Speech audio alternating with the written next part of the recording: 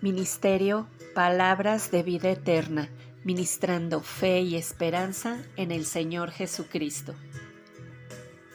Dijo entonces Jesús a los 12: ¿Queréis vosotros iros también? Y respondióle Simón Pedro: Señor, ¿a quién iremos? Tú tienes palabras de vida eterna. Evangelio de San Juan, capítulo 6, verso 67 y 68.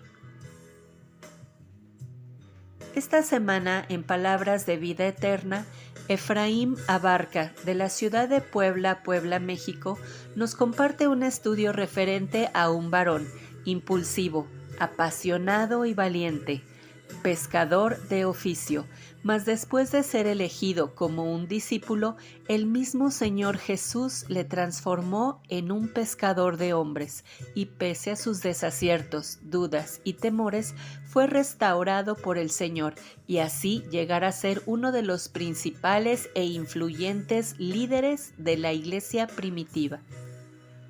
Pedro.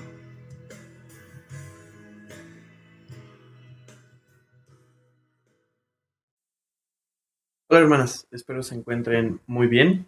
El día de hoy vamos a comenzar a estudiar al apóstol San Pedro y sin duda alguna podemos decir que el apóstol Pedro es uno de los personajes bíblicos más importantes, más emblemáticos de toda la historia. Y para estudiarlo vamos a dividirlo en tres partes, vamos a ver tres estudios acerca del apóstol Pedro. Y el que comenzaremos viendo el día de hoy es estudiando un poco quién era el apóstol Pedro, estudiando, como dice el título de este estudio, Simón el hombre. ¿Quién es Simón? ¿No? Y algunos datos que tenemos acerca de él es que él nace en Betsaida, era un pequeño pueblito, pero él vivía en Capernaum. Capernaum era una ciudad un poco más grande a la cual podemos deducir que el apóstol Pedro se mudó, ¿no? Debido a no sé, ¿no? Aquí es muy común que suceda eso, que la gente que vive en pueblos pequeños, pues se mude a ciudades más grandes por la economía, por diferentes razones.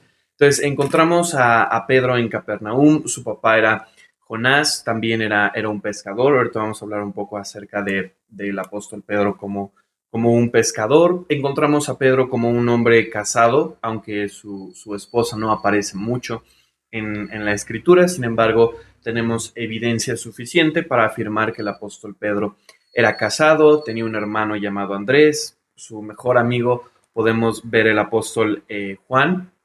Entonces, este es a grandes rasgos un poco quién era Simón, ¿no? Y creo que una de las cosas más grandes que podemos pensar de Simón, hablando acerca de él como hombre, es que él era un pescador en el mar de Galilea, ¿no? Y esta parte del mar de Galilea es un lago realmente, más que un mar, pero es un lago muy grande, un lago muy importante en la nación de Israel. Y es interesante que la Biblia enfatiza mucho en esto, en que el apóstol Pedro era un pescador, ¿no? Y yo pienso en esto, ¿no? En la profesión que él tenía, que ciertamente no era una profesión increíble, ¿no? El apóstol Pedro, no podemos decir, bueno, era un fariseo muy grande o era algún político influyente en su época. No, no era algo así, pero sin embargo se menciona muchas veces que el apóstol Pedro era pescador. Otra cosa que también es importante señalar del apóstol Pedro es que obviamente se entiende, él era un judío, ¿no? Y la Biblia fue formada alrededor de esta cultura judía, o más bien al revés, la cultura judía es formada en torno a la palabra de Dios. Entonces, esto nos permite entender que el apóstol tenía un conocimiento poco más allá del básico acerca de la escritura. Él tenía entendimiento acerca del Mesías, él tenía entendimiento acerca de la ley, de todo esto. Entonces, él tenía un conocimiento básico y derivado de todo esto podemos entender y ver que el apóstol Pedro, Simón, era un hombre común. Esto es la primera cosa que es importante ver, que no hay algo relevante en las personas, no hay algo innato en nosotros que Dios haya visto para pues trabajar con nosotros, para decir, wow, él es alguien importante, yo quiero trabajar con él, yo...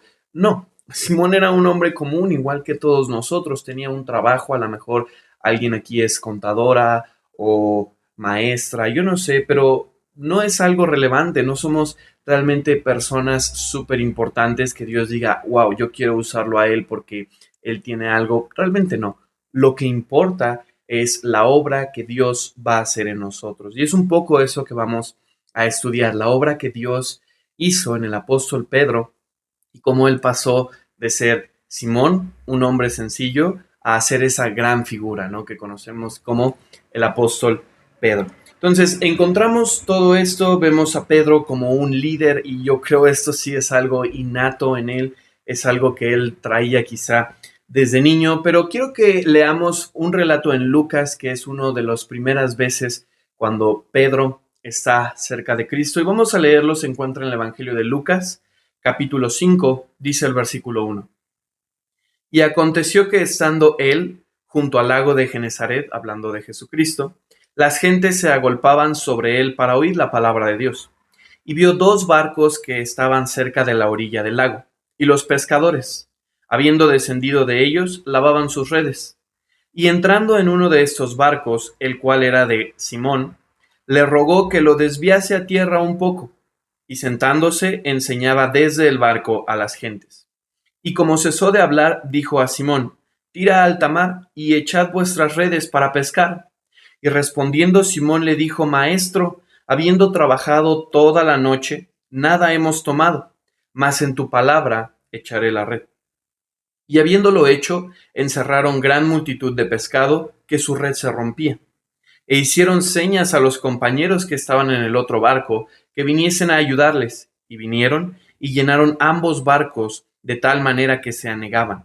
Lo cual, viendo Simón Pedro, se derribó de rodillas a Jesús, diciendo, Apártate de mí, Señor, porque soy hombre pecador. Porque temor le había rodeado, y a todos los que estaban con él, de la presa de los peces que habían tomado. Y asimismo a Jacobo y a Juan, hijos de Zebedeo, que eran compañeros de Simón. Y Jesús dijo a Simón, no temas, desde ahora pescarás hombres. Y como llegaron a tierra los barcos, dejándolo todo, le siguieron.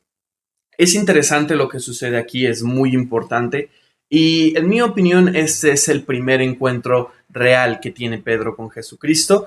En la parte de aquí abajo va a haber una tabla que ustedes pueden ver en donde se encuentran pues las diferentes apariciones del apóstol Pedro en la Biblia. Y la primera de ellas la narra el apóstol Juan en el capítulo 1 del Evangelio de Juan.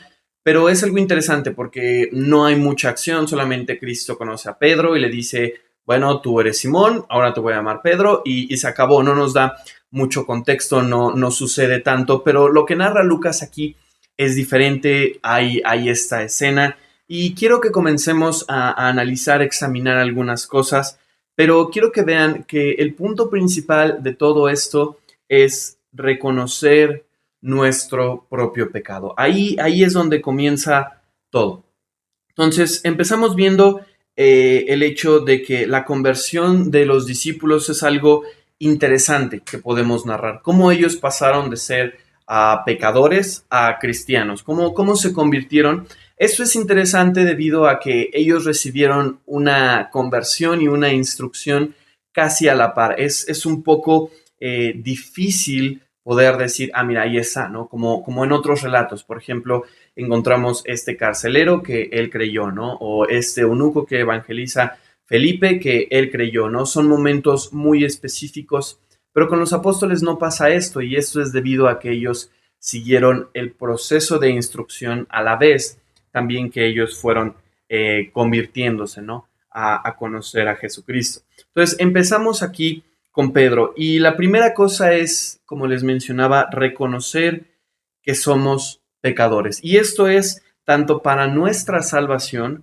como para nuestra vida en el ministerio, como nuestra vida para servir a Jesucristo. El punto de partida es esto, reconocer nuestro pecado. Y primero que nada quiero empezar con algunas razones por las cuales no reconocemos nuestro pecado, por las cuales nos cuesta reconocer lo que hay mal en nosotros, nuestro pecado, nuestras malas decisiones.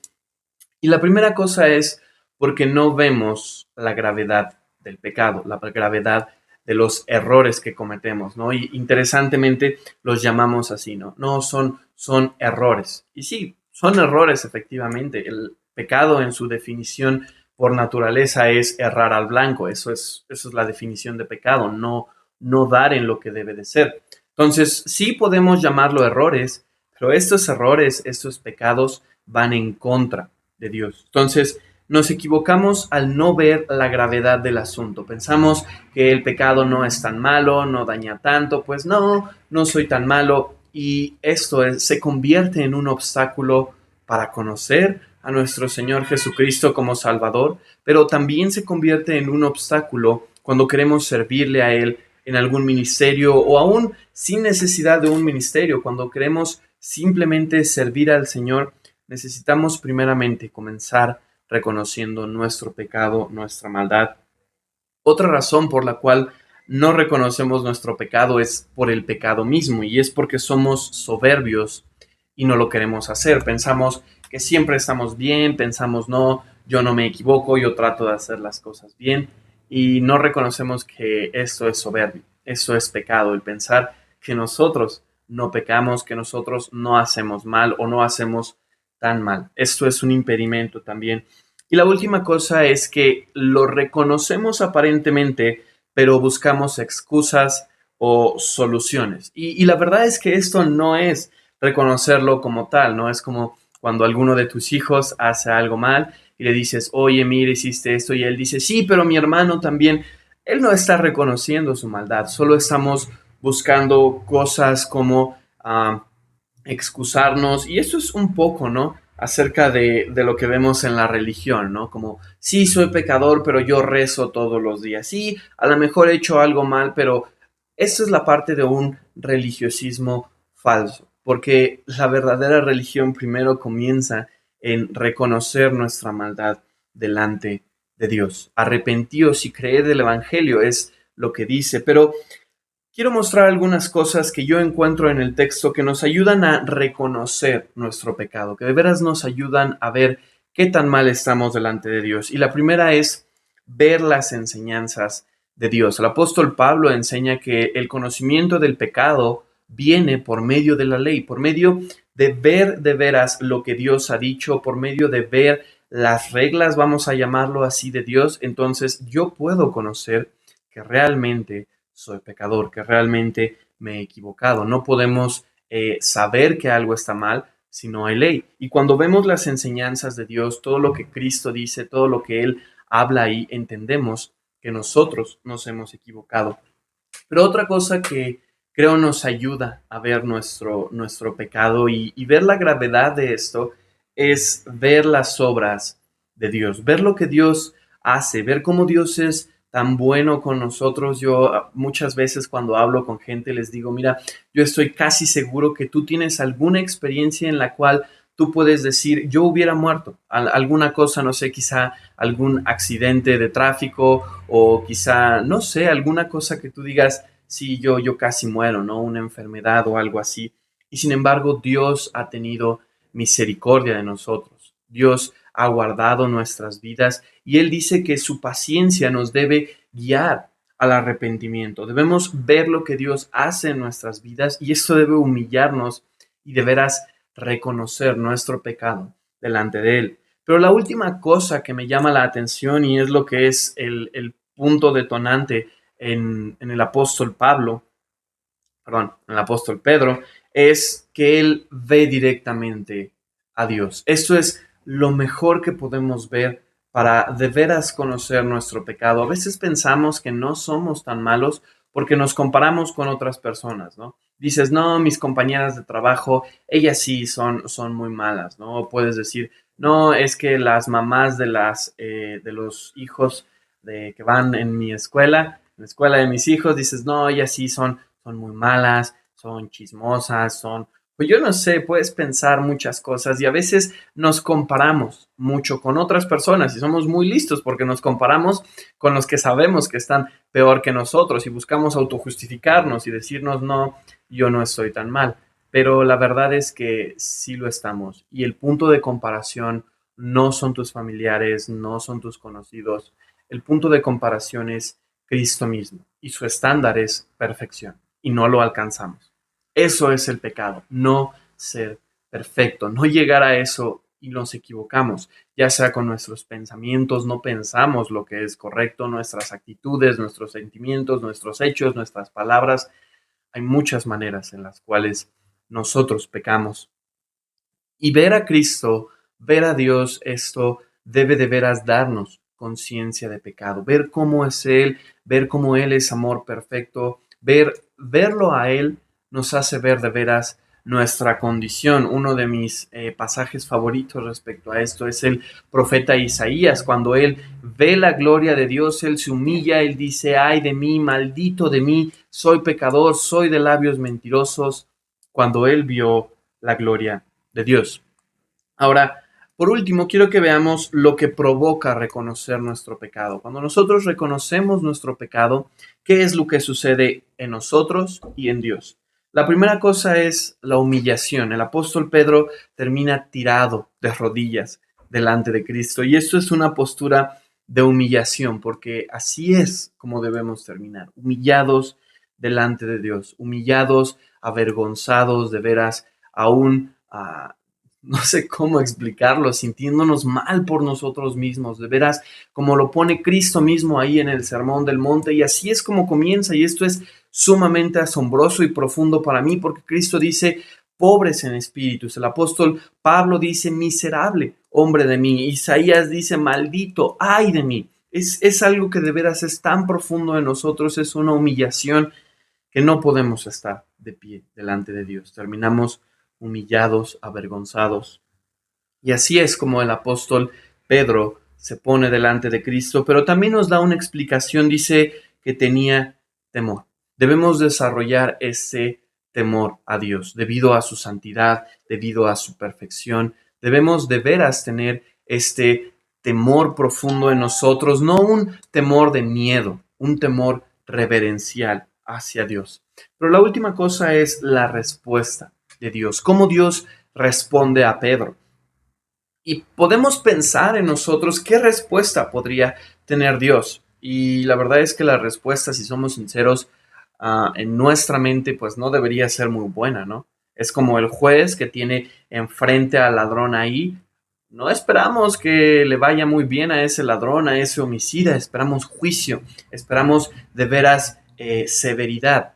Sin embargo, el Salmo capítulo 51, versículo 17 dice, al corazón contrito y humillado no despreciarás tú, oh Dios. La primera cosa que debemos buscar, tener para de veras poder llegar bien delante de Dios es reconocer nuestra maldad, reconocer nuestro pecado y dice, Él no nos va a despreciar. Contrario a lo que nuestra mente podría decir, Él lo va a aceptar. Y así es como comienza el Evangelio y así es como comienza el ministerio. Comienza en un profundo sentimiento de pecado, en un arrepentimiento. Y esta fue la primera cosa que Cristo le hizo ver al apóstol Pedro, que él viera que él es pecador, que somos pecadores. Y entonces es cuando se abre esta puerta para que Dios venga a nosotros. Primero tenemos que vaciarnos de nosotros mismos, quitar todo lo que hay en nosotros y entonces Cristo viene a lavarnos, a cubrirnos con su sangre y entonces comienza a trabajar en nuestras vidas. Entonces, si tú ya eres salvo, si tú ya eres salva y quieres servir más al Señor, quieres entregarte más a Él, de veras quieres servirlo completamente, que Él tome el control de tu vida, primero necesitas empezar por reconocer que tu vida está mal. Necesitas, aún como cristianos, mira, el apóstol Pablo, después de tantos años, él sigue clamando y diciendo, el mal está en mí, miserable hombre de mí. Debemos reconocer que hay mal en nosotros, arrepentirnos delante de Dios y entonces comenzaremos a ver la mano de Dios obrando en nosotros. Pero si tú no eres salvo, si quizá no eres cristiana y no conoces de Dios o quizá lo conoces de una manera superficial, mira, debes primero reconocer que todo está mal en ti, que eres pecadora, que has hecho las cosas mal, que no hay nada bueno que Dios pudiera ver en ti, porque no es por nuestras obras, somos pecadores. Isaías capítulo 64, versículo 6 dice que aún nuestras justicias, aún las cosas buenas que tú quisieras hacer para Dios, dice la Biblia que Dios las ve como trapos de inmundicia, lo ve sucio. ¿Por qué? Porque el mal está completamente en nosotros, es lo que enseña el apóstol Pablo, dice, el mal está en mí, el mal está en mi carne. Si andamos conforme a la carne, no podemos agradar a Dios. Pero todo comienza con reconocer nuestra maldad. Y a veces no lo queremos hacer porque es difícil, porque nos trae vergüenza. Y vamos al libro de Génesis, cuando el hombre peca, él se da cuenta de su pecado y lo primero que hace es querer taparlo, ¿no? Dice la Biblia que se buscó algunas hojas ahí y se tapó, pero esto no sirve. Final de cuentas, delante de Dios estamos desnudos. Él puede ver todo de nosotros. Y lo que tenemos que hacer es venir delante de Él, arrepentirnos de nuestros pecados. Dice la Biblia que Él será amplio en perdonar. Necesitamos arrepentirnos delante de Dios y Él perdonará tus pecados. La Biblia dice en Primera de Juan, capítulo 1, versículo 17, la sangre de Jesucristo, su Hijo, nos limpia de todo pecado. Pero para que Él te limpie, primero debemos reconocer nuestra suciedad, nuestra maldad delante de Él. Así que yo te invito, es algo difícil, no es algo sencillo, pero yo te invito a que de veras te pongas a cuentas con Dios. No importa si eres cristiano, aún hoy en día seguimos fallándole. Y si no lo eres, busca de Él, conoce de Él, reconoce tu maldad. Él no te va a avergonzar, Él no te va a humillar, Él está buscando que tú cedas para entonces Él de veras poder obrar en ti y comenzar a trabajar en ti. Que tengan un excelente día, que Dios les bendiga.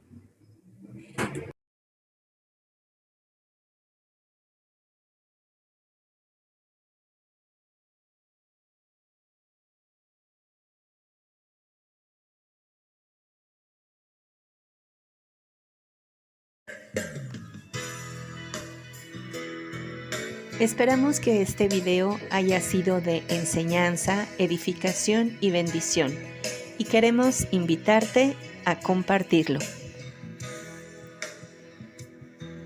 Ministerio Palabras de Vida Eterna, ministrando fe y esperanza en el Señor Jesucristo.